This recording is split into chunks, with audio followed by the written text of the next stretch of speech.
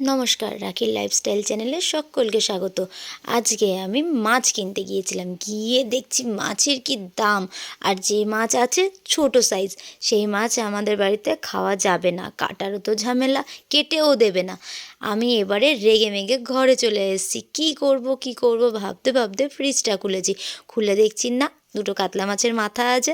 তো আজকে ডালমুড়ি করা যাক তাহলে। আর কি বা করবো কাতলা মাছের মাথা দিয়ে।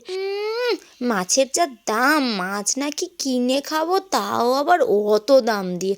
দরকার নেই গো, এরকম মাছের মাথা যখন ফ্রিজে থাকবে তখন আর ফালতু ফালতু চিন্তা করতে কেন যাব বলুন।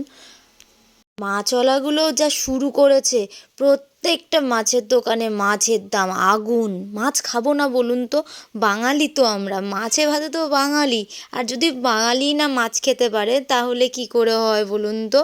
আমাদের কথা ভেবে মাছ ব্যবসায়ীদের কাছে একটাই অনুরোধ, আপনারা মাছের দাম প্লিজ এবার একটু কমান। এত মাছের দাম দিয়ে আমরা তো মধ্যবিত্ত, আমাদের পক্ষে কেনা সম্ভব হয়ে উঠছে না। তবে আমি খালি হাতে ফিরে আসিনি, কিছু চিংড়ি মাছ নিয়ে এসেছি। চিংড়ি মাছটা একটু দাম কম পেয়েছি, দেখলাম টাটকাও আছে, আমি চিংড়ি মাছটা নিয়েছি। না কিনে বাড়ি ফিরিনি কিন্তু আমি। এই মাছটা দিয়েই আজকে রান্না করব, একটু বিট ভাজবো। আমি তো ছোট মাছ খেতে পছন্দ করি, কিন্তু আমি কাটার ভয়ে আর কাঁটার ভয়ে আমি আনি না। কারণ এগুলো কাটতেও ঝামেলা, খেতে তো ভালো লাগে। এই যা, রেসিপিটা শেয়ার করতে ভুলে গেলাম যে।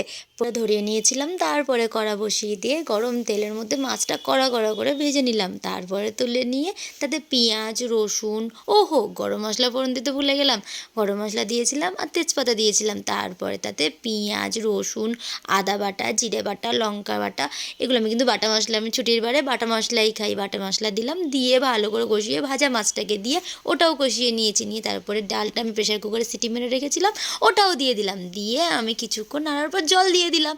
জল দিয়ে ঢাকনা দিয়ে কিছুক্ষণ ফুটিয়ে নিলাম। দেখলাম নুন টুন ঠিক আছে তো, কারণ আমি না লবণটা বেশি দিয়ে ফেলি প্রত্যেকটা তরকারিতে, এটাই আমার স্পেশালিটি। আর বেশি বক বক করবো না, এখনও রান্না বাকি আছে। তো আজকে এই পর্যন্ত, পরে আবার অন্য কোনো দিন অন্য কোনো ব্লগ নিয়ে আপনাদের সামনে হাজির হব। সবাই ভালো থাকবেন, সবাইকে ভালো রাখবেন, চেষ্টা করবেন। আমরা ভালো রাখার চেষ্টা করি, কিন্তু ভালো থাকলেও মানুষ বলবে না আপনি তাকে বা তাদেরকে ভালো রাখছেন, রাখতে চাইছেন। সেটুকু কখনো কেউ বলবে না, শুধু আপনি ভুল করুন একটা, সেটাই সব থেকে বড় হয়ে দাঁড়াবে। কেন করলো, কেন করলো না, কেন বললো। তাই এসব কথা মাথা থেকে বের করুন, নিজেকে ভালো রাখুন। নিজে ভালো থাকলে সবাই ভালো। তো আজকে এই পর্যন্ত, সবাই ভালো থাকবেন, টাটা। দেখা হবে আবার একটা কোনো ব্লগ নিয়ে, কোনো শর্ট স্টোরি নিয়ে। ভিডিওটি ভালো লাগলে লাইক, শেয়ার, কমেন্ট আর সাবস্ক্রাইব করে দেবেন।